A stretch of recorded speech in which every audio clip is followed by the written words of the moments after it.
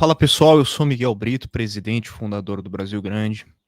E na aula de hoje eu vou trazer um conteúdo que eu acho extremamente importante, primoroso, fundamental para a nossa escola de liderança.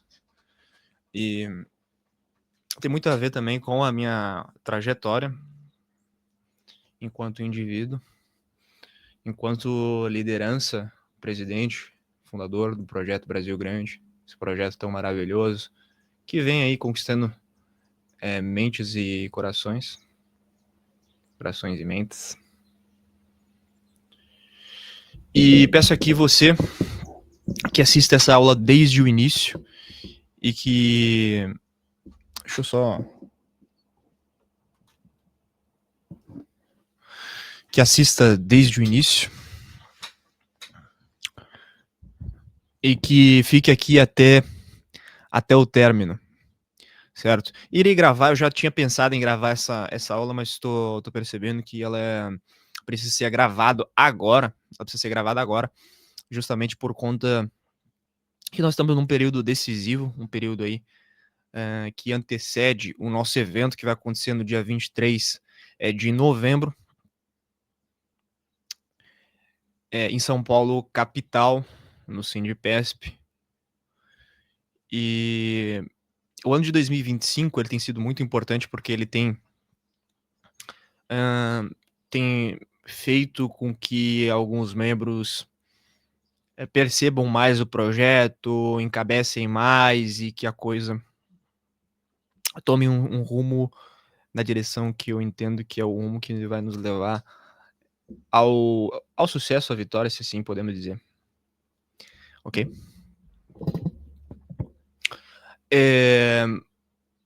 Primeira coisa é o seguinte, eu comecei a perceber o mundo até bem cedo, com 13 anos, foi mais ou menos quando eu comecei a perceber o mundo, e com 16 para 17, ali eu fundo o Brasil Grande, então não muito tempo depois. Então a minha adolescência, ela foi bem encurtada. O que significa perceber o mundo? Significa basicamente olhar para o mundo com um olhar mais clínico, começar a me questionar o que sou, para onde vou, qual é a minha função, o que devo fazer enquanto eu estiver aqui vivo, né? Pelo menos no que se entende por vida nesse plano material terrestre. E aí nós vamos tratar aqui de alguns assuntos como ansiedade, depressão, questionamentos, filosofia, sociologia, psicologia, certo? E então acho que vai ser bastante interessante. Invariavelmente, muitos de vocês, por estarem no Brasil Grande e pensarem em política, são pessoas que são mais analíticas, mas para além das manchetes que saem todos os dias nos jornais e que dão temas de várias das nossas lives, artigos e tudo mais, que são coisas de momento, fulano de tal morreu, não sei quem escreveu tal coisa, aconteceu a chacina, né, como eles estão colocando, lá no Rio de Janeiro, e pipipi, popopó, tudo isso é muito volúvel, né, tudo é muito passageiro, né. Então, o que eu posso dizer? Primeiro, parem de se importar tanto com o noticiário. Eu não tô pedindo aqui para que vocês não olhem mais o preço da gasolina, que vocês não olhem o preço do pão francês, da economia, dos mortos, dos vagabundos que foram mortos lá no Complexo da Penha e do Alemão, e tudo mais. Eu tenho um apreço muito grande pela vida, mas eu não posso dizer, e nunca direi, e eu espero que vocês também nunca digam, que um trabalhador ele tem o mesmo peso terreno que eu e você. Então, bom, mas na moral cristã, na moral cristã, todos são uma vida, todos são uma alma. Sim, né? Porque aquele que nós acreditamos que é Jesus Cristo morreu por nós na cruz. E, portanto, a missão do cristianismo é salvar o maior número de pessoas, de vidas para Jesus. Aqui eu vou também entrar muito numa questão de filosofia cristã, certo? De moral cristã. E o nosso país é um país cristão, isso não vai mudar. Nós precisamos, com certeza, moralizar a nossa sociedade para que ela pare de pensar que tudo pode, de que não há responsabilidades, que não há obrigações, né, deveres. Então, aqui é necessário, portanto, interpretar que uma coisa não é excludente à outra, certo? Aqui eu vou tentar trazer até uma visão mais nietzschiana. E elas não são conflitantes, é necessário, portanto, interpretar elas, sabe?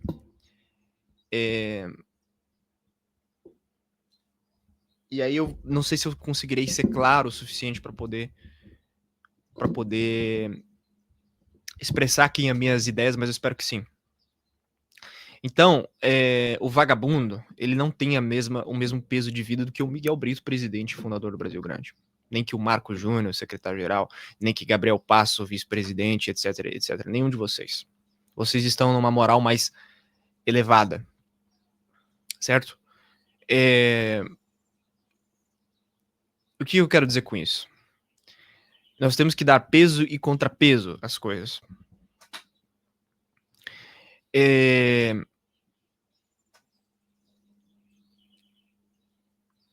Um sujeito, ele tem uma função na sociedade, seja ela qual for. Mesmo aquele que é vagabundo, certo? Aquele que vai roubar, que vai assaltar, que decidiu ceder aos prazeres momentâneos de achar que por conta do que o chefe lá da favela, do morro, tá ostentando com o fuzil pro alto e as novinhas estão rebolando, não sei o quê. Esse cara, ele tem uma função que é ser vagabundo. Ele cedeu a carne, ao prazer de escolher esse caminho para ele. Esse caminho tortuoso que muito provavelmente levará ele para uma cadeia e, inevitavelmente, em algum momento, para a vala. Será morto em algum momento. Certo? Todos nós vamos morrer. O nosso tempo aqui, nesse plano terreno, ele é passageiro.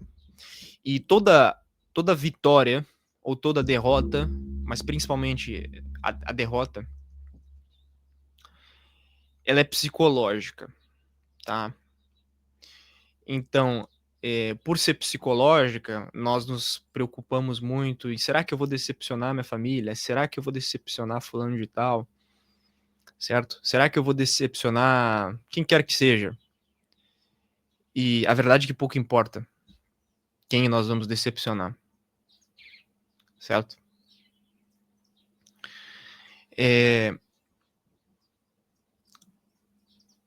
Vai vir pressão de familiares, vai vir pressão do Estado, de pessoas da opinião pública, de outros grupos, de partidos, de entregas por questões financeiras, prazos, datas, e todos nós vamos entregar isso. Só que eu quero excluir aqui a ansiedade do dia a dia. Mas excluir a ansiedade do dia a dia não quer dizer não ter essa ansiedade, não ter essa depressão ou qualquer coisa do tipo. O que eu quero dizer com isso? Quando vira uma ansiedade, quando vira uma depressão, um pensamento, não tente anular esse pensamento, certo? Quando a gente pensa em meditação, para quem já praticou um pouco de meditação, o iniciante, ele costuma pensar da seguinte maneira: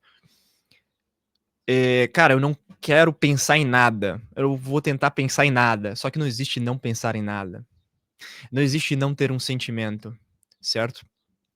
E a pior coisa que a pessoa pode ter é simplesmente a apatia. A apatia de não pensar nada, a apatia de não conseguir sentir nada, seja tristeza, seja depressão, seja ansiedade, seja felicidade. Primeiro ponto é a ilusão que nos foi vendida de que nós seríamos felizes para sempre a todo momento. Nós não seremos felizes a todo momento, nós teremos momentos que nós vamos estar de maneira um pouco mais presente, porque o ser humano ele se projeta sempre ou no passado ou no futuro, porque ó, 2, 3, 2, 3 já ficou pro passado, né? Um passado muito a curto prazo, muito recente, mas já é passado. Portanto, a gente sempre está mirando de alguma maneira no futuro. Eu falava com alguns camaradas e eles me diziam que eles têm um modus operandi muito parecido com o nosso, que é um emaranhado de pensamentos onde a gente sempre está pensando em diversas coisas. E isso é, digamos, um mal de sempre estar pensando, de sempre estar se projetando. Mas nós não devemos de forma alguma nos martirizar, ter esse peso, essa culpa de que nós estamos pensando demais, que nós estamos planejando demais, arquitetando demais. Se vier a ansiedade, se vier a depressão, se vier a felicidade, a tristeza, a emoção, qualquer coisa do tipo, qualquer tipo de sentimento, aceite. Aceite, é normal, é comum, certo? Não é necessário pegar esse sentimento de alguma forma e achar que isso é errado. A melhor forma é aceitar. Eu sou um cara tranquilo, já fui muito mais ansioso do que eu sou hoje. Ainda existe uma ansiedade, mas eu nem fico pensando muito nessa questão da ansiedade. Se a ansiedade ela vem, ela veio. Se a tristeza ela vem, ela veio. Se a felicidade ela veio, né? Ou seja, você está aceito, você está predisposto, você está livre para pensar o que quiser, para sentir o que quiser. E é melhor que você aceite a tristeza e reflita sobre isso do que simplesmente, tô triste. Tô triste, como que eu resolvo esse problema da tristeza e não sei o que, tal e tudo.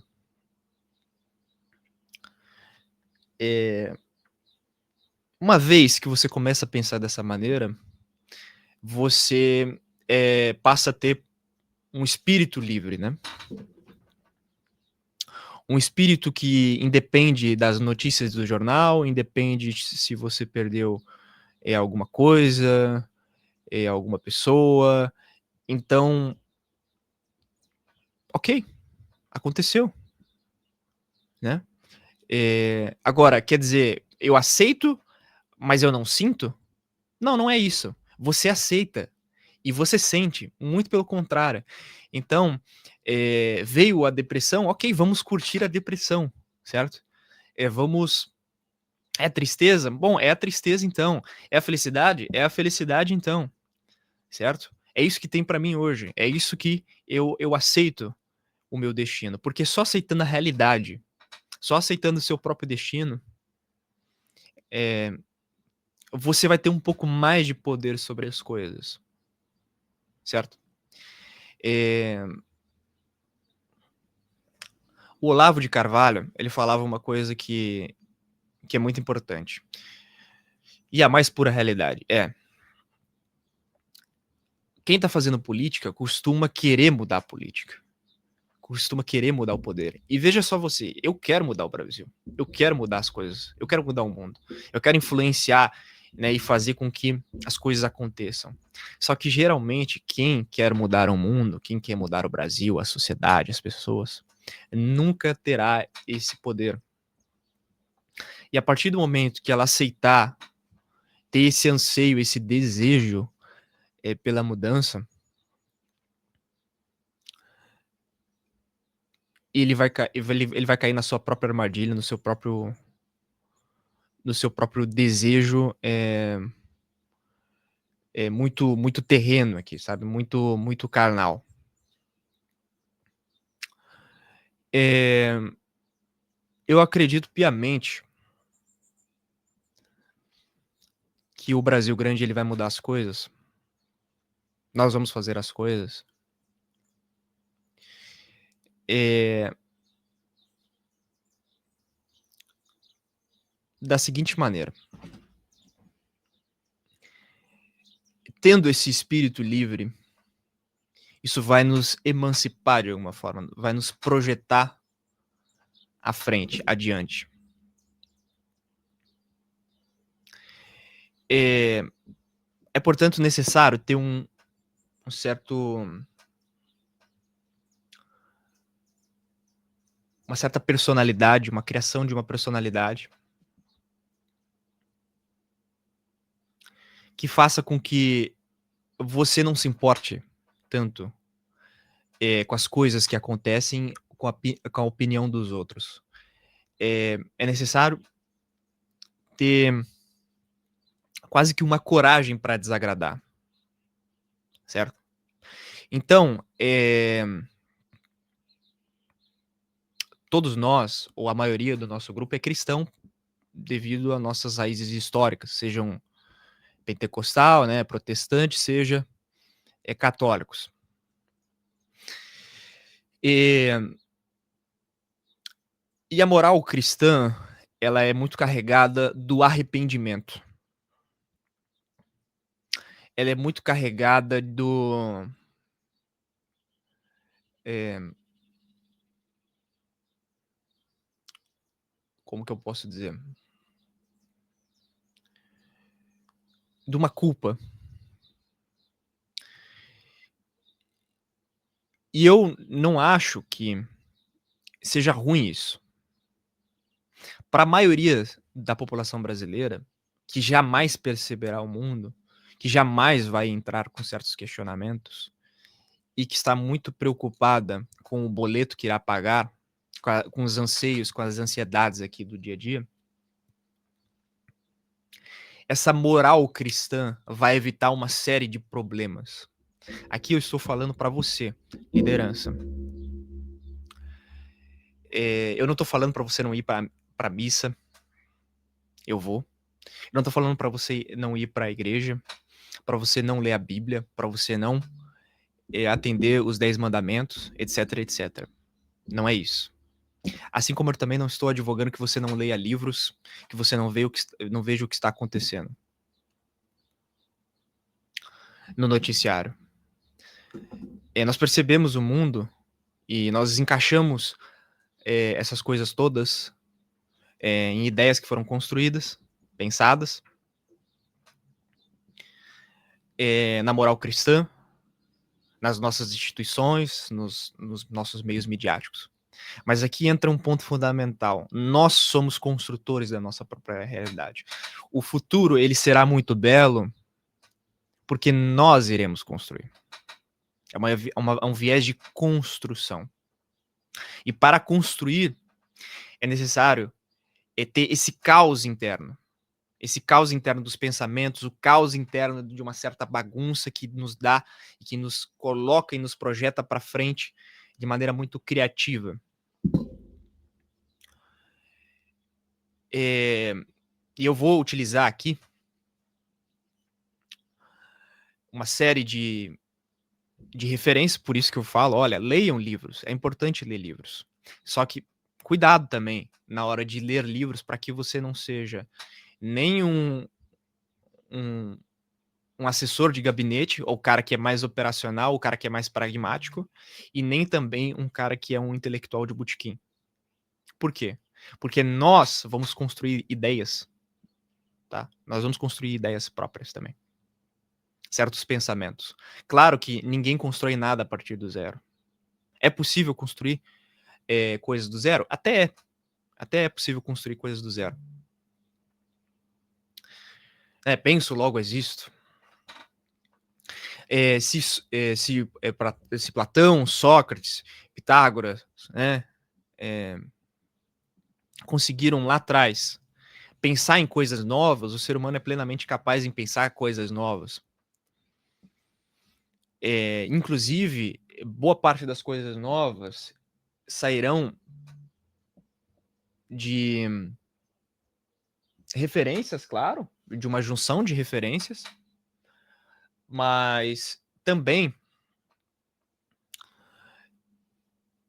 de percepção e de leitura a partir da realidade. Eu olho para uma árvore e vejo que a árvore é verde. E a partir disso eu consigo construir certas linhas de pensamento próprio.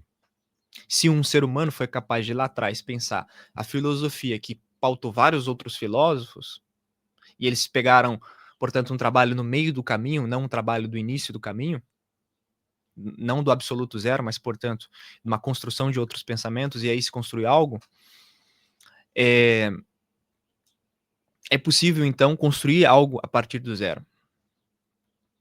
Não a partir do zero no sentido que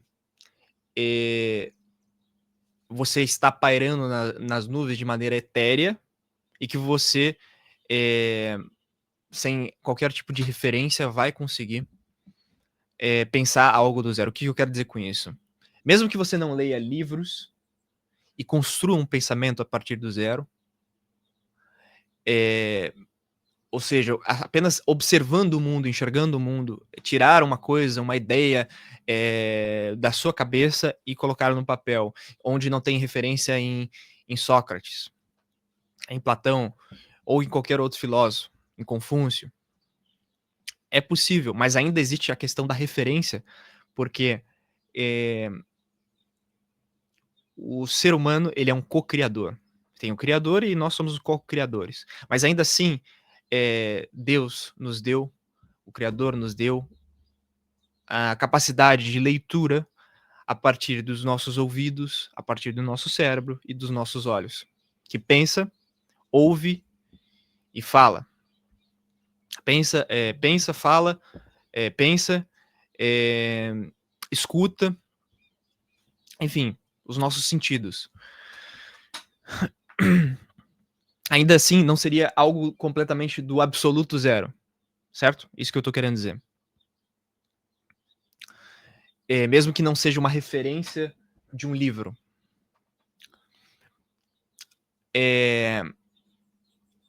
Portanto, é importante entender essas coisas.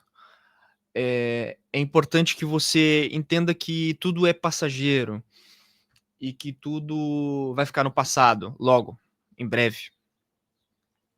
E que o futuro é daqui 1 segundo. E outro segundo. E outro segundo. E o que faz, portanto, de maneira tão rápida, o agora virar passado e o daqui 1 segundo virar futuro. Ou seja, nós estamos aqui na Terra e se você racionalizar, os dias estão passando, as horas estão passando.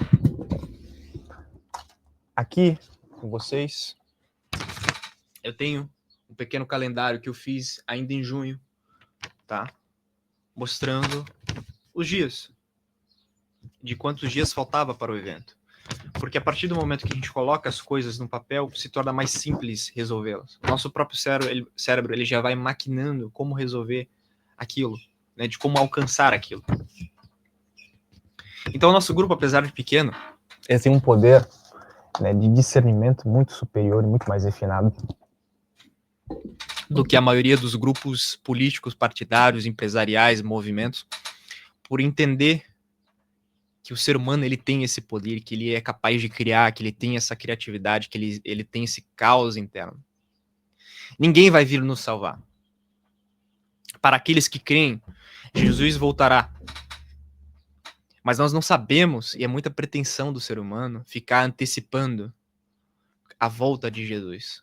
Ah, Jesus está voltando. Quem disse? Quem disse? Você? Ah, porque você leu na Bíblia. Mas a Bíblia não dá uma data específica. Ah, mas as coisas estão acontecendo, os terremotos, as mudanças climáticas, e daí? Isso já não aconteceu em algum momento da história? Né? O ser humano já não viveu guerras, inclusive no período da Bíblia, fome, depressões, ansiedades. Então, pare com isso. Pare de querer interpretar as escrituras, a Bíblia, de um modo que você absolutamente não tem capacidade para isso. A Bíblia é um livro muito complexo. Não é qualquer um que tem a capacidade de ler aquilo e compreender. Aceite sua limitação, que aceitando a sua limitação, você talvez, a partir disso, tenha a capacidade, a partir daí, de ler um pouco com mais afinco e com maior assertividade. Então, portanto, ninguém vai vir nos salvar. Quando a gente fala nós vamos chegar no poder, nós estamos colocando dentro dessa equação que nós aceitamos a realidade como ela é. Certo? E a partir disso nós faremos algo. Nós queremos o poder? Queremos, mas nós não temos esse anseio tão grande pelo poder como alguns têm. Porque nós acreditamos piamente que o nosso poder do espírito, o nosso poder de nos sobrepujar, de escrever a história, está de alguma maneira em nossas mãos, né? E que nós podemos mudar aqui e agora, fazendo aqui as coisas. Então veja que é meio um paradoxo, é meio ambíguo determinadas coisas. Só que isso é as nossas tripas. Isso é o nosso poder de raciocínio. É isso que nos difere, por exemplo, de um macaco que come, dorme, caga e faz sexo. Nós conseguimos pensar as coisas. E a maioria dos seres humanos abdicou da sua habilidade de pensar, de ser humano, de ser co-criador, por causa dessas próprias ansiedades. E de algum modo, nós, por pensarmos o mundo, pensarmos as coisas, nós estamos num plano superior. Quer dizer que nós somos, então, uma casta superior? De algum modo, sim. Por isso que a minha vida, ela tem mais valor do que a vida de alguns. Eu sou escolhido, eu sou um cara predestinado. De algum modo, eu acredito nisso. Porque algumas coisas que foram acontecendo na minha vida foram acontecendo de maneira muito perfeita para que se chegasse no que é hoje.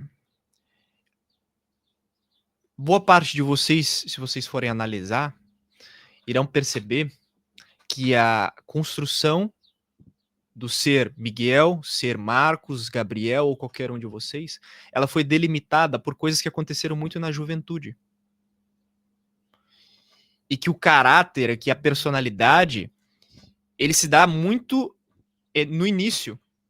Então, foi apenas um efeito borboleta, foi apenas uma coisa lá no início que nos trouxe até aqui. E que, de algum modo, a gente não tinha tanto poder assim de escolha. Certo? Mas que nos levou a isso, e hoje, dado a conjuntura e as tantas coisas que aconteceram na nossa vida, aí sim nos deu um certo poder de raciocínio, de pensar de maneira descolada da base. Então, de algum modo, sim, nós somos escolhidos. E vocês vão precisar entender que vocês precisam deixar de ser conservadores. Não no sentido político de conservar as instituições, ou conservadores no sentido moral, cristão, ético, não sei. Tudo isso eu advogo. Eu acho que a gente deve implementar isso para a sociedade. Enquanto fim último, enquanto se a gente de fato chegar no poder que vamos. Mas vocês precisam entender que é necessário dar passos de fé, queimar certas estruturas, certos barcos, para dar algo novo. Nesse sentido, eu sou meio Carl Schmittiano mesmo, né? É uma revolução conservadora. Certas coisas atuais que nós temos, Nós precisamos acabar com elas. Não é simplesmente reformar, mas é acabar com elas. Algumas coisas do passado, elas foram muito boas. Talvez seja interessante voltar para o passado, talvez, mas talvez implementar coisas que até melhores do que o que se já viveu, o que lá do passado, pegando como referência, pensando a partir das nossas próprias ideias. Então, o ser humano ele tem essa capacidade de pensar, refletir, analisar. Várias das coisas que eu leio de pensadores, de referências, de ideias, eu jamais sequer li, mas eu já tinha pensado, refletido sobre isso. Às vezes eu faço uma live, eu converso com um camarada, e eu falo o seguinte, ó, é tal e tal coisa, aí o camarada traz a referência, ó, isso fulano de tal que disse. Mas eu não li fulano de tal. Entende o que eu tô dizendo? Eu simplesmente percebi, eu analisei. E aqui, para aqueles que estão ansiosos, depressivos ou muito animados, entenda uma coisa. Aqui nesse plano terreno, vocês vão ter sim certas ansiedades, certas depressões, isso está na Bíblia. Inclusive, várias das coisas que vocês trazem já estão escritas. É importante ler? Com certeza, cara. Eu nunca vou fazer o culto à ignorância. Mas mais do que isso, é importante ter um espírito livre. É importante pensar por conta, por si só. Quer dizer o que? Então eu preciso sempre estar reinventando a roda? Não. Mas várias das conclusões, das coisas que são pensadas, você não precisa sequer ler. É uma questão, muitas vezes, de uma construção de pensamento, de uma linha de raciocínio.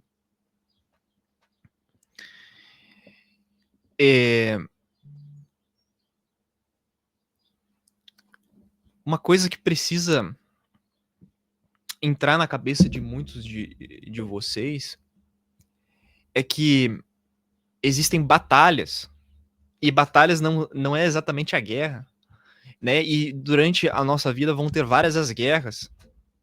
Falo por mim, eu sou um cara que eu me projeto muito mais no futuro, ou mesmo analiso o passado. O passado é o que já aconteceu. E o futuro é o que está por vir. Então eu utilizo muito o presente para analisar o passado, porque muito pode ser extraído do passado, no sentido da não repetição ou da repetição de coisas. Ó, eu já fiz isso aqui errado, não preciso fazer isso novamente errado. Falando de tal, já fez errado, não preciso errar na mesma coisa.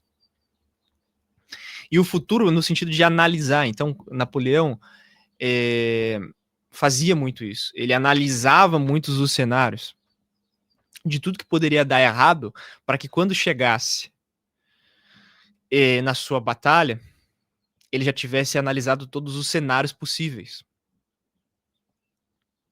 Só que isso é muito tortuoso, porque você tem que analisar as coisas de frente, olhar para o abismo. E analisando isso, olhando para o próprio abismo, o abismo pode olhar de volta para você, mas você tem que correr o risco. Cuidado ao analisar o próprio abismo. Mas é importante que assim seja feito. É necessário pensar o mundo sobre a ótica de uma linha do tempo. Não tão um micro, mas sim um macro. O que está sendo feito no macro. Porque o micro ele pode ser muito desesperador. Mas o macro, quando analisado, você vai mitigar muitos erros. Né? Então, putz, cara, eu tenho um evento para poder fazer no dia 23/11, já muita coisa aconteceu errado. Mas e aí, o que eu posso fazer? Me desesperar? Não fazer o evento? Não cumprir com a minha palavra? Entende o que eu tô falando?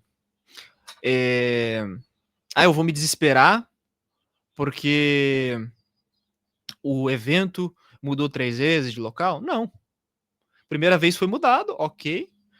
O dia do evento também foi mudado, ok. Quando era a Fresp, legal. E depois que passou a ser o Sindipesp, legal. E depois que mudou o Sindipesp, foi no mesmo local. Não precisei nem ficar tão desesperado no sentido que, meu Deus, vou ter que mudar as imagens, vou ter que comunicar a base, os palestrantes. Primeiro que eu esperei até a última hora para começar a fazer a divulgação.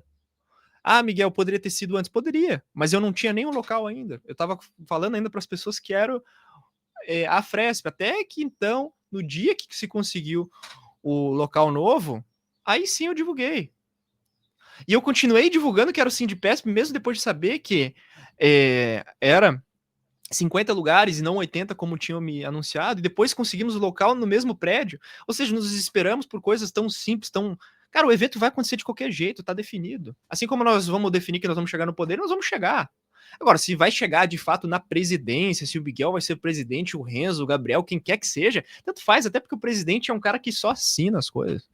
É sempre uma minoria que controla uma maioria. É sempre uma elite intelectual que controla a maioria. Vocês entendem o que eu tô dizendo? É sempre existe um chefe, um líder e seus liderados. E aí o chefe, o líder, ele tem que ter coragem para desagradar, inclusive pessoas que estão próximas a ele, no sentido que eu tenho as minhas ideias, meu caro. Eu não preciso de você. Ah, Miguel, você tá abdicando dos caras que morreriam por você? Não, não é isso. Não é isso. É simplesmente entender que se eu não tivesse essa postura de liderança, os outros jamais confiariam em mim, entende? De que é necessário, portanto, ter essa coisa um pouco descolada da base, né? O Charles de Gaulle falava que você não poderia ter tanta exposição a determinadas coisas, porque senão você estaria muito próximo das pessoas comuns. Você teria que de alguma forma se destacar. E aí se destacar é forma de se vestir, é forma de se falar, é a sua própria assinatura, é a tua personalidade, sabe? Porque senão é o mundo que nos influencia, não nós que influenciamos o mundo. Entende o que eu tô dizendo?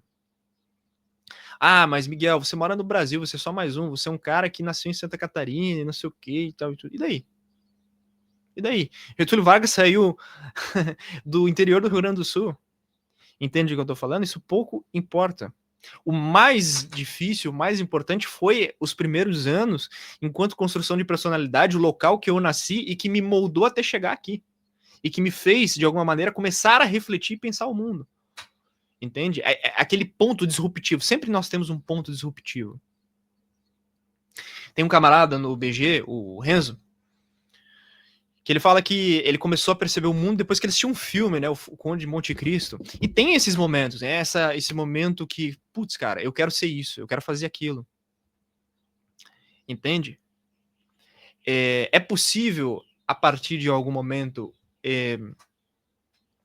o ser humano já mais velho perceber o mundo e começar a mudar? É, cara, mas é muito mais difícil. Eu diria quase que impossível, porque nós somos nós e as nossas próprias circunstâncias. Entende o que eu tô falando? Então, eu já sabia que eu ia chegar onde eu cheguei agora, mesmo com momentos que me desesperou, certo? Teve momentos no BG muito difíceis. Os primeiros anos foram muito complicados, porque eu tive que resistir basicamente a um tempo, a um momento que ninguém me ouvia, que ninguém me escutava. E hoje eu tenho 10 mil inscritos. Nós abrimos uma live, independente do momento, do horário. Agora tá ficando mais organizado. E sempre vai ter algumas pessoas nos assistindo. Sabe? As pessoas que nos assistem e que nos escutam. Isso é um poder gigantesco, meu caro. Para aquele que nunca teve público, aquele que nunca teve plateia, ter tanta gente nos ouvindo e tendo a real certeza de que cada dia que passa nós temos mais visualização, nós temos mais seguidores, mais doadores, mais pessoas que estão nos escutando e que é crescente, não é decrescente, que nós temos a internet ao nosso favor, que nós temos o Pix. Como que nós vamos perder, cara? Nós vamos perder para quem? Para Oruan? Entendeu? Nós vamos perder para MBL, para comunista. A realidade, a verdade está ao nosso lado, cara. Como é que pode um negócio desse? Os caras ficam discutindo, e porque o Brasil não tem como dar certo. Pelo amor de Deus, cara. Da onde você vive, meu filho? Você não consegue perceber o que te cerca, o mundo. Sabe, o mundo, ele clama por liderança, ele clama, as pessoas estão aí esperando que alguém assuma os problemas da nação e fale é isso e aquilo outro, porra. E determinadas coisas a gente só não fala, só não diz porque ainda não é conveniente. O dia que a gente começar a falar determinadas coisas, que a gente tiver certas garantias, fudeu, maluco. Fudeu. Porque o cara que pensa o mundo dessa forma, ele já conseguiu transcender, ele já deu saltos, ele já queimou barcos, ele já queimou pontos incríveis, excepcionais, entendeu? Coisas muito mais difíceis.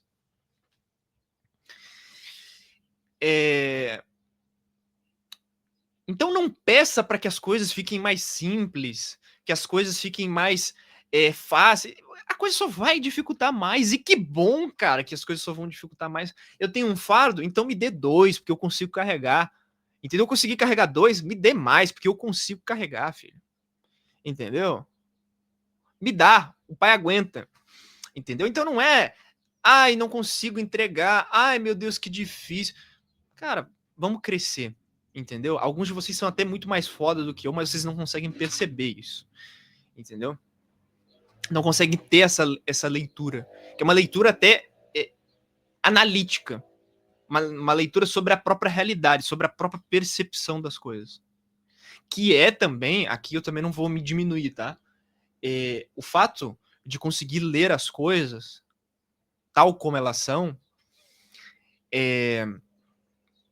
te dá um poder de dissuasão, te dá um poder de convencimento das pessoas comprarem a tua ideia, que ele é muito superior àquele que consegue ler 1000 livros, ou aquele que faz 1000 resenhas, sabe? E aqui não é diminuindo o intelectual, a figura do intelectual. E veja também uma coisa, intelectual não é aquele que faz 1000 artigos. Intelectual não é aquele cara que lê 1000 livros.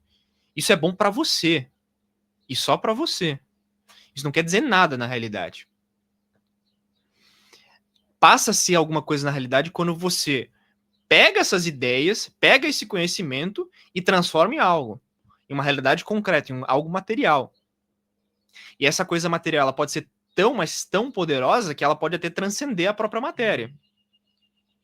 É metafísico, um pensamento realmente transcendental.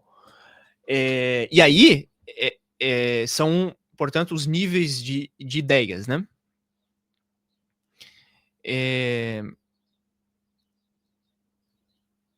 Então, assim, o nosso grupo, ele tá caminhando, ele tá avançando, ele tá evoluindo. Certas coisas eu acho que não é conveniente eu falar ainda, mas falarei em algum momento, porque ideias são como arpão. São como arpão. Elas entram como um arpão e elas têm os seus ganchos, né? E para tirar não tira mais, filho. Entendeu? É como um corte seco.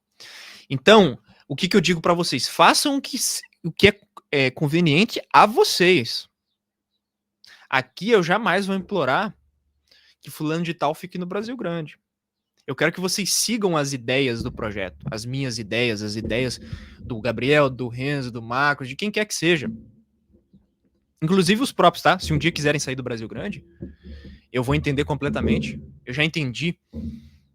Vai ser uma perda, vai ser uma baixa momentânea, e vai ser uma perda, uma baixa momentânea importante, que vai causar impactos, mas se o ciclo ele chegar ao fim, claro, tentarei ali, naquele momento, mitigar, tentar aparar arestas e tudo mais, mas se for o caso, desejo toda a sorte do mundo, foi muito importante para o projeto, e nos vemos em algum momento, em outro, sei lá, durante a vida, ocasionalmente, podemos manter até uma certa amizade, ainda que difícil, porque o Brasil Grande acaba tomando boa parte da nossa vida, porque é um estilo de vida, muito mais do que um movimento. Mas, assim, quem quiser que seguir o projeto, as ideias, que siga. Quem quiser que me seguir, que siga. Entendeu? E muito que bem. O ser humano, ele é coletivo. Mas aqui eu não advogo, de modo algum, que vocês pensem igual eu penso. Nós vamos ter opiniões divergentes, nós vamos concordar na maioria, e isso que faz ser um grupo. Também, alguns detalhes, algumas arestas, teremos de aparar, que são importantes, né, para o projeto, e aí entra o peso do grupo que vai sobrepujar o indivíduo, inclusive eu mesmo, próprio. Muitas vezes. Ainda que eu entenda que essa separação que alguns tentam fazer, que ela é importante em até as páginas 2 ou 3, de hierarquia, de transparência, isso é uma coisa para inglês ver. Tá? Isso é uma coisa para inglês ver, no sentido de que nós vamos criar a burocracia, ela é importante para manter algumas coisas muito mais no dia a dia e manter a coisa funcionando, mas nenhum grande projeto que eu vou falar para vocês, nenhum grande projeto político, inclusive, foi feito sem liderança. Ou seja, a liderança morre, o projeto vai morrer junto, cara. Entendeu? Vai morrer junto. Ah, mas e a sucessão? Não, mas aí se trata de trazer novamente um líder forte, tá? Um líder forte que vai ser também a continuidade daquela outra liderança. Agora, achar que Brizola morreu e Carlos Lupe vai ser suficiente para manter o PDT como era com Brizola é impossível. Impossível. Você teria que então ter um novo Brizola, uma nova liderança forte. Então não vamos cair aqui em continho de democracia, em continho liberal. Isso não existe, pessoal. Entende? A continuidade ela pode existir. Agora, só um cara com peso, com influência, com personalidade, com disciplina, aquela coisa de tipo assim, tal depressão me abateu hoje. Beleza, mas amanhã é outro dia. Amanhã é outro dia. E eu vou tentar me recuperar desse dia para que amanhã eu esteja melhor, mas se a depressão vier, eu aceito ela. Aceito ela, sinto ela, a depressão, a ansiedade, o que quer que seja, a felicidade, e no outro dia eu tento trazer de volta o espírito, o projeto, novamente, para que ele sobrepuje isso, mas se a depressão, a ansiedade vier também, ok, vou sentir ela, porque é melhor quente, isso inclusive a própria Bíblia diz, né? É melhor quente ou frio do que morno. Então seja quente ou frio, entende? O Marcos, vamos pegar o Marcos ele é profundamente ponderado, ele é ponderado, mas Marcos, cuidado com uma coisa, e para quem tem mais esse perfil equilibrado, se você é equilibrado, seja profundamente equilibrado, seja radicalmente equilibrado, entendeu? Porque só ser equilibrado de vez em quando não funciona, você tem que ser como uma faca que corta, entendeu? Que entra e mata, como uma faca que tem um fio que realmente, ao passar, vai sangrar, que tem efeito. Então, vocês precisam ter o seguinte, não se arrependam, pois estamos do lado certo da história. Se for aquela coisa, se 1000 vidas tivesse, 1000 vidas, eu faria o que estou fazendo hoje. Poderia ser diferente. Aí começa os devaneios, começa a dúvida. Não, faça com convicção, meu caro. Vou fazer uma coisa errada. Faz o negócio errado com convicção. Estou fazendo errado. Entendeu? Estou fazendo o negócio errado. Porque decidi fazer isso errado. Agora, não venha, tem os católicos, né, gostam de pegar aquele vídeo do Balduino, onde ele fala, você não poderá dizer que a moral foi conveniente em certos modos, não poderá dizer que a moral ela será conveniente em momentos específicos, que reis, rainhas, políticos, juízes, advogados me influenciaram. Você é um indivíduo, você tem que pensar por conta. Eu não tenho a capacidade de convencer se você não se convencer. Entendeu? Eu tenho poder de convencimento porque eu estou do lado da verdade da história, porque o que eu digo faz sentido. Entendeu? E aí você, por conta, Recebe essa informação e pensa, sim, não. Entende o que eu tô falando? Eu não tenho poder sobre você, sobre qualquer pessoa, sobre qualquer indivíduo, ainda que na prática eu tenha, né? Mas essas pessoas decidiram isso. De moral muito duvidosa, de uma moral muito volúvel. Porque a maioria tem uma moral muito volúvel. Eu vou ser sincero, cara. Um cara que é profundamente mal, ele tem mais moral do que um cara que é mais ou menos. Entendeu? Um cara que é muito bom tem mais moral do que um cara que é mais ou menos. Entendeu? Ah, Miguel, mas o que é mal, o que é bom? Isso cada um tem que julgar, cara. Cada um dorme sobre o colchão e sobre o seu travesseiro. Ah, mas Miguel, o que está na Bíblia? Cara, o que está na Bíblia você vai interpretar.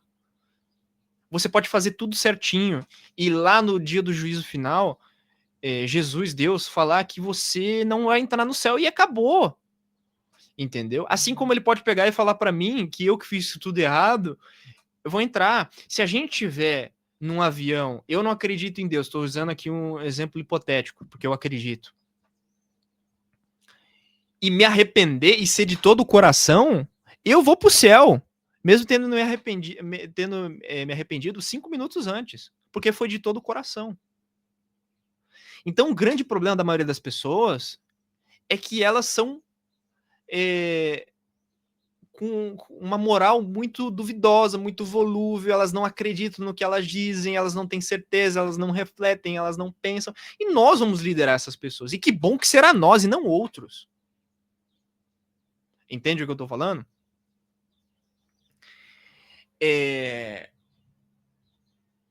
Só que tudo que eu tô falando aqui, já quase 1 hora, é tudo na base do confronto, cara. No confronto de ideias, no confronto de pensamentos, no confronto de pessoas que dizem algumas coisas, que vão tentar dissuadir você, nós, projeto, grupo, Brasil Grande, de que nós estamos errados, de que o que nós estamos fazendo é errado, não é certo. E eu tenho profunda certeza que nós estamos certos. Entende o que eu tô dizendo? Então eu faço as coisas sem escrúpulos, tá? No melhor sentido da coisa. Tendo certeza do que estou fazendo. Sem muita dúvida. Miguel, não bate dúvida? Mais uma vez, eu ainda sou um ser humano, entendeu? E, portanto, há dúvida, há depressão, há ansiedade, há tristeza, há felicidade, há anseios e tudo mais. E eu aceito isso, e a partir do momento que eu aceito, eu posso tentar fazer algo nesse sentido.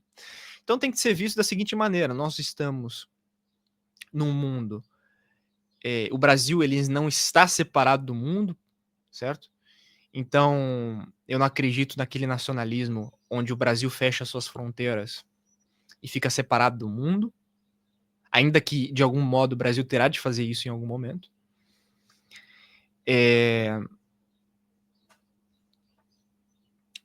Mas nunca 100% fechado, porque não existe nenhum país 100% fechado, inclusive a própria Coreia do Norte, que tem relações com a Rússia, com a China, com o Irã, com o Iêmen, entendeu? Com o próprio Brasil, alguns mais, outros menos. Então, isso não existe. Relação diplomática vai existir.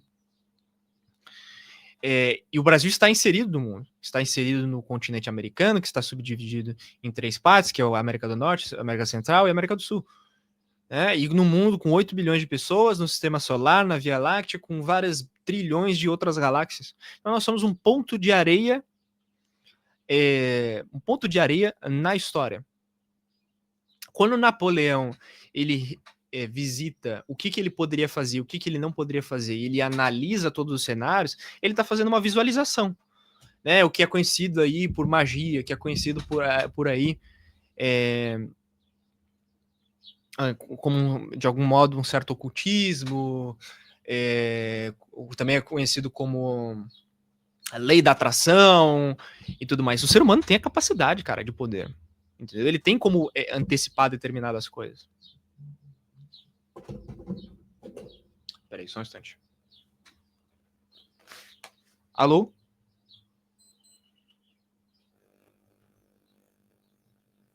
Tá, me ligaram aqui. Continuando. Então ele tem essa capacidade de antecipação. Tem uma série de autores, até muitos deles escrevem besteira acerca disso. Eu não tenho dúvida alguma que existem coisas que o ser humano não sabe explicar, que a ciência ainda não sabe explicar ou não quer explicar. Tá? Então a gente pode entrar na questão do mundo espiritual, para aqueles que acreditam em magia, em ocultismo, e o que é moral, o que não é moral. Eu não acho que seja benéfico fazer determinadas coisas, certas antecipações, que dá para se chegar de maneira com as próprias pernas, mas é possível, tá?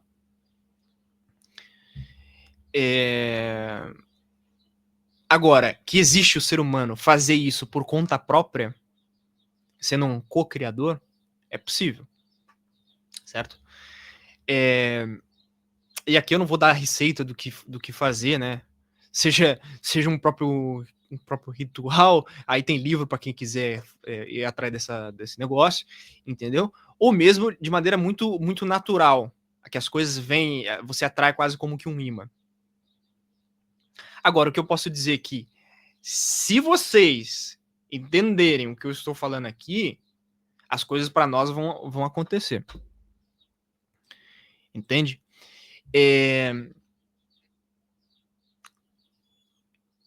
Então não tenham culpa, aquela culpa. Não carreguem o seu coração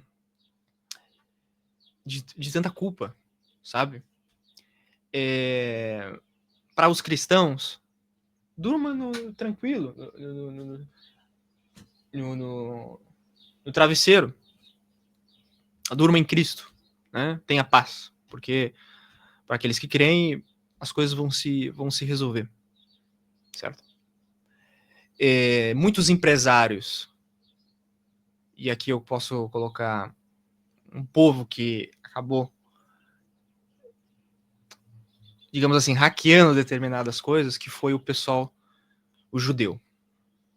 Tá? O judeu, ele... Aí entra a questão da Cabalá, até magia branca e tudo mais. Mas eu não vou entrar tanto nessa questão da Cabalá, da magia branca e tudo mais. Esse papo ocultista, esse papo esotérico.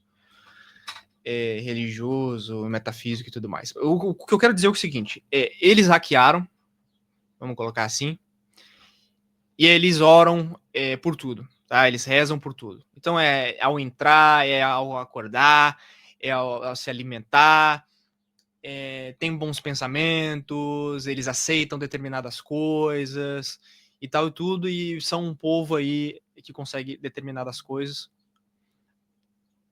E mesmo estando onde estão, claro, eles recebem ajuda dos americanos, aquela coisa toda, mas aí entra também o poder do convencimento, de você ser uma nação tão pequena, claro que se pulverizou pelo mundo todo, o Estado moderno de Israel foi criado não tem nem um século ainda, mas o poder de convencer as pessoas, né?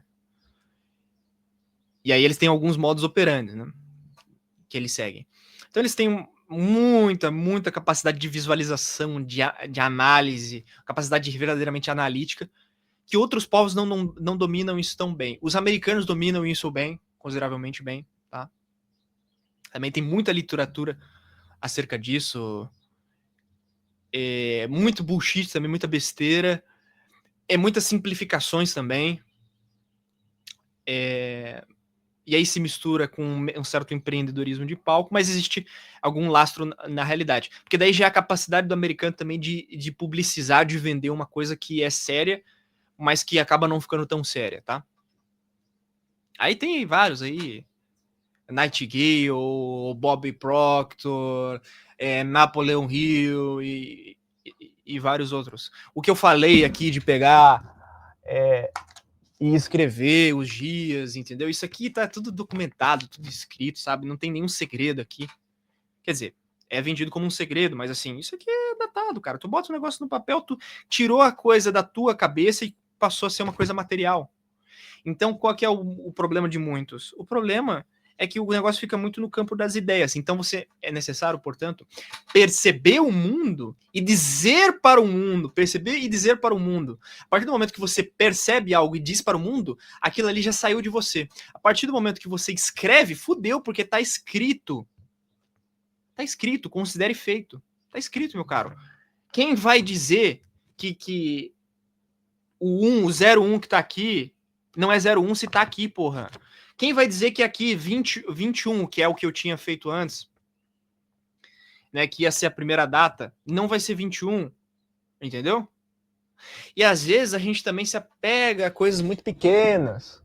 O que eu quero dizer com isso? Olha, o evento, eu falei que ia acontecer e ponto, meu caro. Ia ser dia 21, mas mudou para dia 23, e daí? 2 dias depois.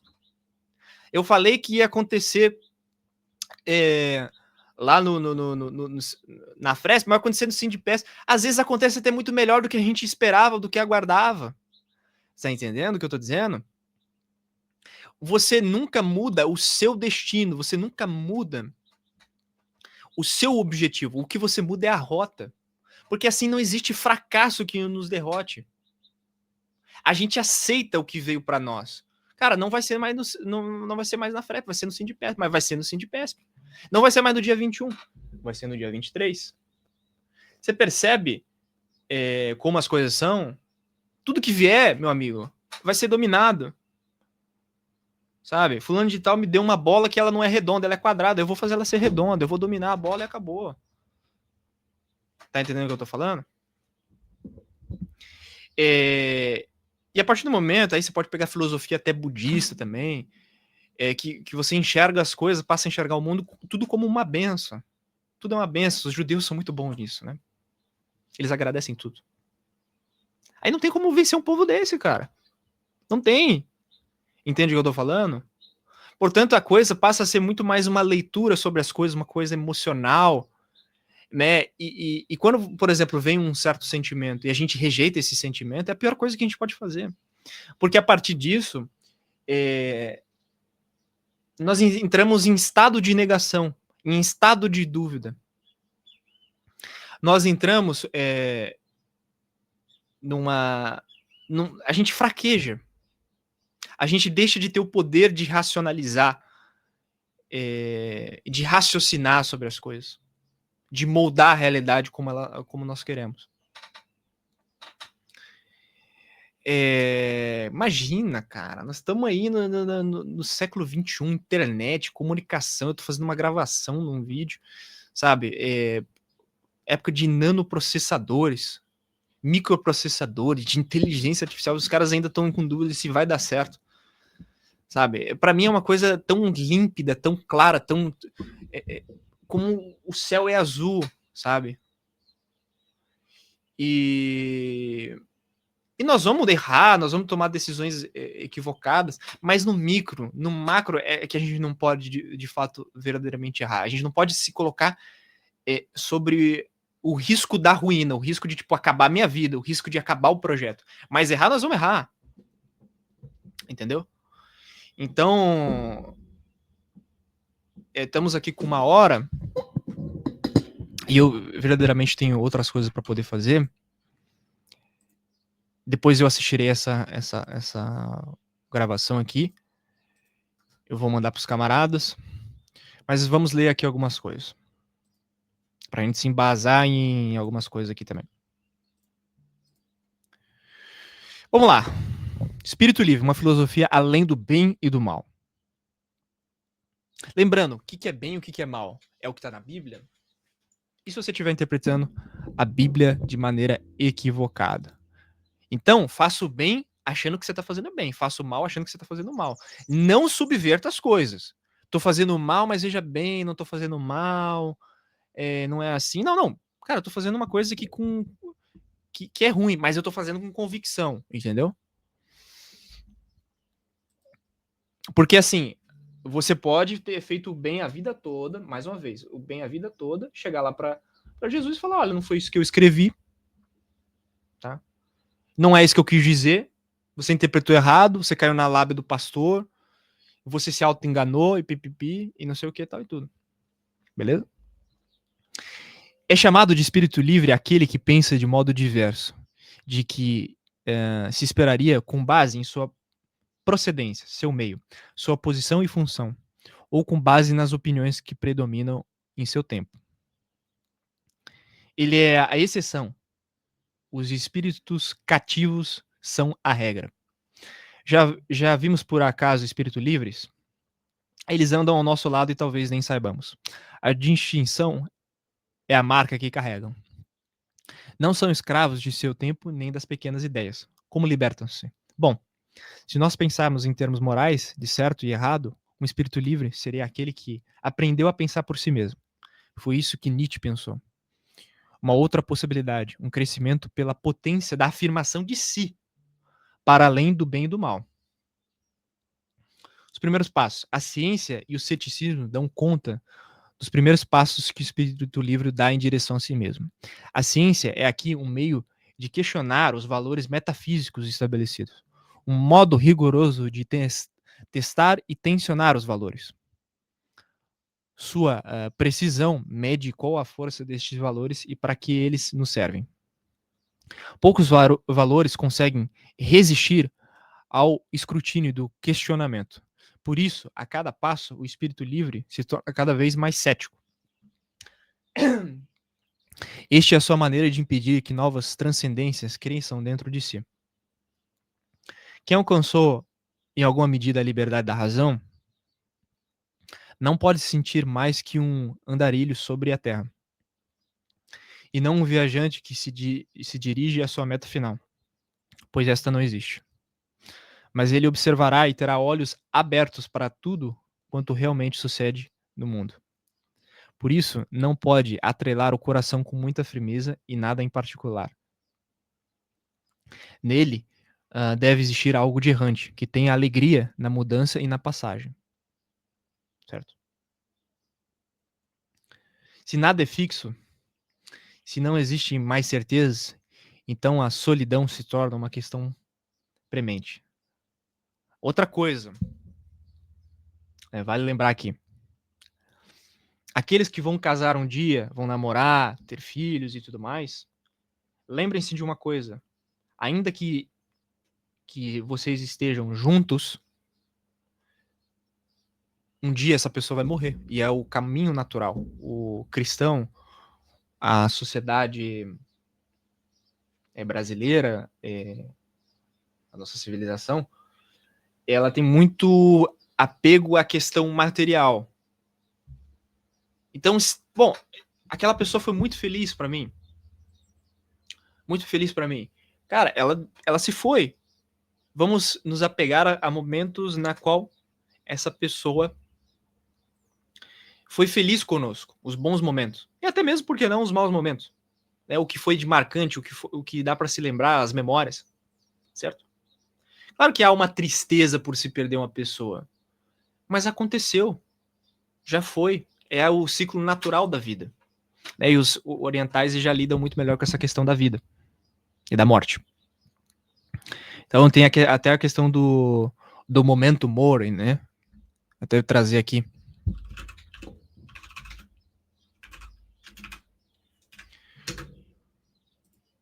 O momento mori é uma expressão latina que significa lembre-se de que você vai morrer, tá? Então, assim, nós temos com dificuldade de desapegar desse plano material, né? Que outros povos já não têm tanto. Eu mesmo fico triste, assim, né? Quando um familiar morre, chora e tudo mais, fico bem triste. Mas eu vivo o luto. Aí já vem outra questão também, tá? Que é viver o luto. Viva o luto, sabe? No sentido que, pô, é um momento que eu decidi ficar triste por isso. Significa que eu estou vivo, né? Agora, após isso, após esse momento de luto, não há mais o que possa ser feito. A não ser, talvez, por algumas vezes, lembrar dos momentos marcantes, como eu mesmo coloquei. Certo?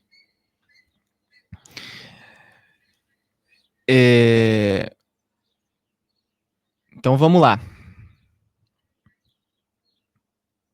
Se nada é fixo, se não existem mais certezas, então a solidão se torna uma questão premente, tá? Então, mais uma vez, nós aqui vamos morrer, cara. E se mesmo que você escolha ter uma família, e que é salutar ter uma família, as pessoas precisam ter família para gerar economia, por uma questão de emoções, é bom ter uma companhia ao seu lado, é bom transar, é bom ter filhos para perpetuar a humanidade, ter mais compatriotas, etc, etc, etc, entendeu? E ela aparece paulatinamente, enquanto o espírito livre escala até os cumes mais altos e gélidos para ganhar novas perspectivas, distanciar do rebuliço, do barulho, da algazarra. Então, vem com o que eu falei. Parem com esse negócio de notícia, bicho. Façam a notícia. Vamos moldar a realidade, a nossa narrativa perante a notícia, o que aconteceu, o fato. Mas não ficar refletindo, Alexandre de Moraes, foda-se o Alexandre de Moraes, com todo respeito, foda-se o Bolsonaro, foda-se o Lula.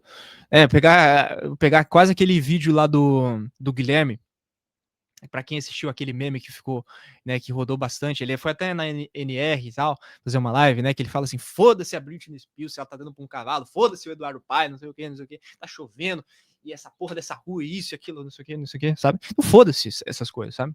Isso tudo é muito passageiro. O Brasil, se você chega no poder, você muda ele em 10, 15 anos, entendeu? E eu quero dizer quem vai me dizer que não, sabe? Se eu chegar no poder, tendo pleno poder e colocando os meus lá e montando determinadas autarquias e não tendo nenhum remorso, sabe? Nenhum escrúpulo, quem vai me dizer que não? O Alexandre de Moraes, inclusive, ele é esse cara encarnado, sabe? Ele realmente encarnou esse espírito. E é por isso que ele tá muito acima desses vários outros aqui que a gente fala, entende? É um cara que, por exemplo, vai se pautar nos grandes, assim, da história, né? É como que um Bolsonaro vai conseguir bater de frente com um cara desse? Nunca, né? Porque o Bolsonaro tem um QI de protozoário. Ninguém educa para a solidão. Eis a questão para Nietzsche. Por isso mesmo, este aprendizado precisa ser feito sozinho. Andar sobre as ruínas dos valores demasiados humanos e ganhar energias para traçar novos caminhos. Aqui a gente pode trazer até autores aí que o pessoal costuma criticar na NR, né? Andar de pé sobre as ruínas, né? A experimentação é o caminho encontrado pelo espírito livre. Ele é um nômade. Não haveria outro, porque esta é a única maneira de seguir a sentença. Torna-te quem tu és. Exatamente. Qual é a tua personalidade, meu filho? Quem tu é? Eu não estou perguntando quem tu é no sentido Miguel, presidente do Brasil Grande, fundador. Porque eu sou muito além disso. Entende o que eu estou dizendo? Eu sou o Miguel, presidente, fundador, que namora fulano de tal e teve tantos filhos. Não é isso que eu estou perguntando, entendeu? E o Olavo de Carvalho batia muito nessa tecla da personalidade, tá? Inclusive.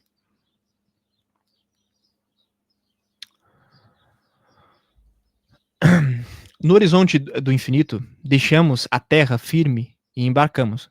Queimamos a ponte. Aqui entra muito uma questão também até empresarial. Os empresários falam de queimar as pontes. O que é queimar as pontes? Cara, pensa numa ponte de madeira, onde tu queima ela e passa a andar ela. Se tu olhar para trás, ela tá queimando. Se tu não começar a andar, o que vai acontecer que tu vai cair, cara. A tua única agora direção é andar para frente e passar a ponte. Então, queime a porra da ponte. Decida isso. Eu vou fazer esta porra até o final da minha vida. Isso aqui é a minha vida. O Brasil Grande é a minha vida. Entende o que eu tô falando? Não fique pensando, meu Deus do céu, agora eu penso tal coisa, e daí na outra semana eu penso outra, e outra, e outra, e outra. Claro que nós podemos ser convencidos. Teve algumas pessoas do Brasil Grande que me ajudaram a formar as coisas que eu penso hoje. Só que assim, me ajudaram sobre a questão geopolítica, sobre a questão econômica, ou seja, era um conteúdo que eu não tinha acesso, porque é um conteúdo teórico, isso aqui é muito maior do que isso, entende o que eu tô falando? Porque isso aqui é muito mais importante.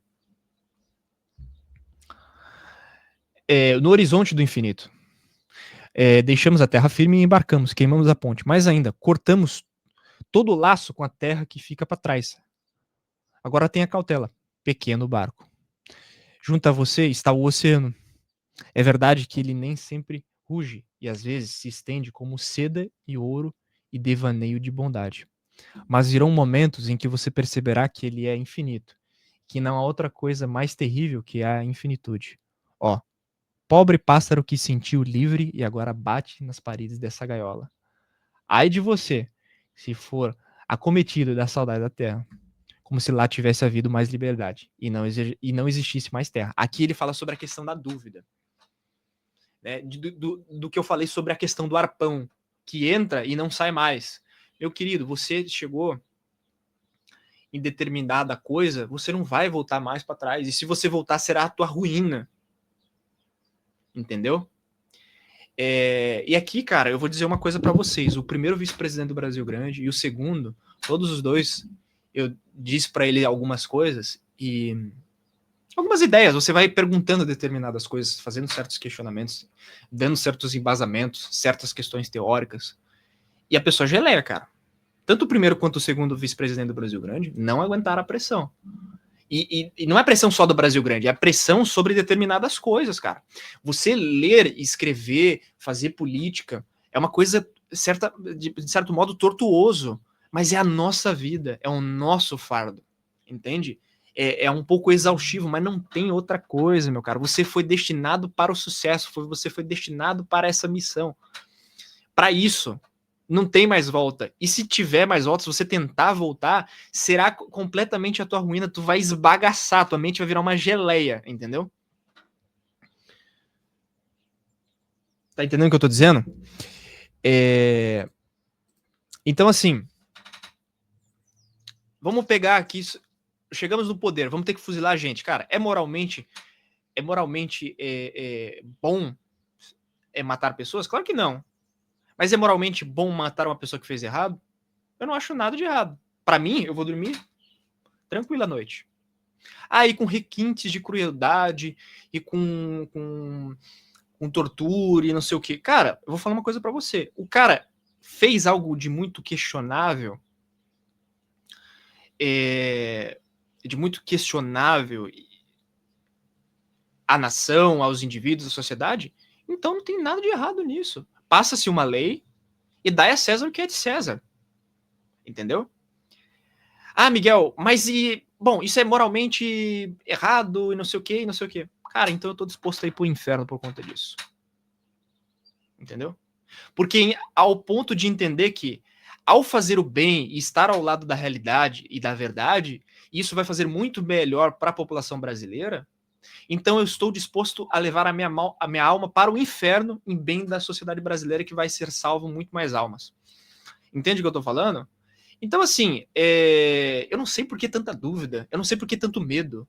E é claro, aqui, mais uma vez, eu também sinto medo, eu sinto ansiedade, mas isso é sobre uma micro-realidade, um microcosmos. É, de novo, a questão do micro e do macro, a questão do linha do tempo, fio da história. Tá? Agora vamos pegar aqui outra coisa.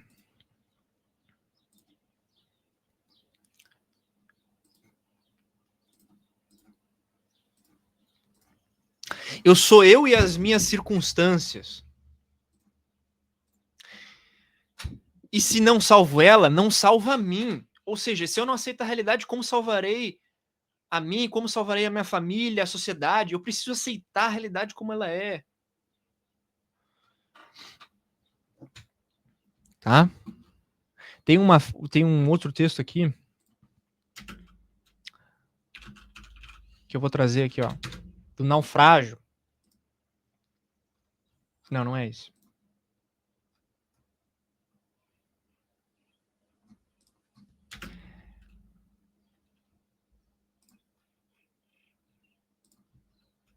Do Ortega y Gasset. O Ortega y Gasset, no Rebelião das Massas,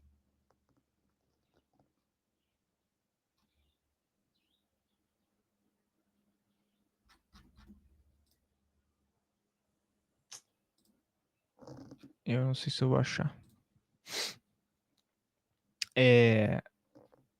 no Rebelião das Massas, fala que ele começa a perceber o mundo e que ele olhava uma estátua de grande liderança, de uma pessoa de peso histórico, e falava: eu tenho muito mais conexão com esse pedaço aqui de bronze do que com essas massas todas amorfas.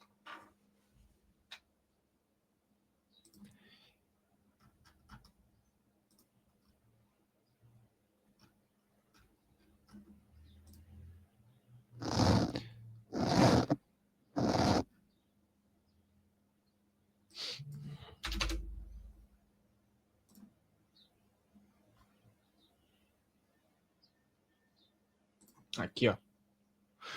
Ortega, é porque aqui tá sendo prefaziado pelo Koff, né, do Olavo de Carvalho. Ortega y Gasset dizia que as únicas ideias que valem são as ideias dos náufragos. Na hora em que um sujeito está se afogando, agarrado a uma tora de madeira para não morrer, as coisas nas quais ele ainda acredita neste momento são sérias para ele. O resto é brincadeira, superficialidade. Nós temos de buscar na filosofia uma mesma seriedade total, porque é ela que vai nos dar o critério do certo e do errado, do verdadeiro e do falso. Tá? Então, mais uma vez, é analisando as coisas. Aqui, achei. O texto sobre o caos, né? Eu deveria ter colocado sobre o caos. Vamos lá. Porque a vida é um verdadeiro caos onde ele está perdido. O homem suspeita disso, mas tem pavor de se encontrar cara a cara com essa realidade terrível. E procura ocultá-la com uma cortina fantasmagórica, onde está tudo muito claro. Ou seja, aquela coisa, cara, de que no dia a dia você precisa ter a felicidade plena, sabe? Tudo precisa estar ocorrendo bem. Não, cara, vai ter caos. Vai ter caos. Né? Não se importam que suas ideias não sejam verdadeiras. Né? Ou seja, o ser humano se auto-engana, ele mente para ele mesmo, para dormir de maneira mais confortável quando ele deita à noite, porque ele não tem a capacidade de olhar para o abismo. E o abismo olhar para ele. Né? De confrontar as ideias.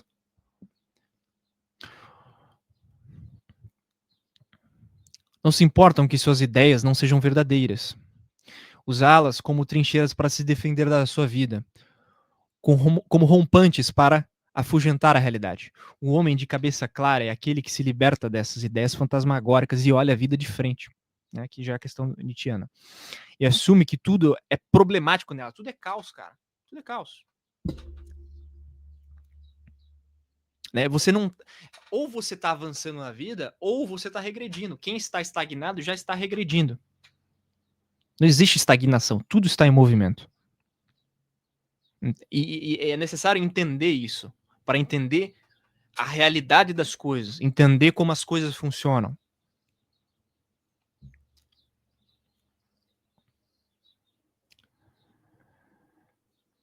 E assume que tudo é problemático nelas. E se sente perdido. Ou seja, aceita a tua depressão, aceita a tua tristeza, aceita a tua felicidade. Né? Aceita o teu infortúnio. Faz parte. Como isso é a pura verdade, a saber que viver é se sentir perdido, aquele que aceita já começou a se encontrar. Já começou a descobrir a sua autêntica realidade. Já está em terra firme. Aí já vem a questão do barco. Instintivamente, como o náufrago, buscará algo a se agarrar. E esse busca trágica e peremptória, absolutamente veraz, porque se trata de salvar-se. O fará ordenar o caos de sua vida. Essas são as únicas ideias verdadeiras, as ideias dos náufragos. O resto é retórica, postura, farsa íntima. Aquele que não se sente verdadeiramente perdido, perde-se inexoravelmente. Quer dizer, jamais se encontrará e nunca encarará a própria realidade. José Ortega y Gasset, Rebelião das Massas. Chega até a ficar arrepiado, maluco. Entendeu? Então, aqui é uma grande contribuição minha para vocês. Eu espero que quem escutar, assistir, possa aqui ter aprendido algo e mais que aprendido, certo? Reflita sobre isso, faça a sua reflexão. Claro que é o que eu mais preguei aqui, nessa, sei lá como pode chamar isso aqui, palestra, aula, sei lá que porra. Outra coisa, né? Eu não quero ser líder de ninguém, eu não quero ser professor de ninguém, eu não tenho pretensão de ser intelectual. Só que isso é o meu fardo, tá? Isso aqui eu vou fazer de forma muito natural, de maneira muito orgânica, muito instintiva.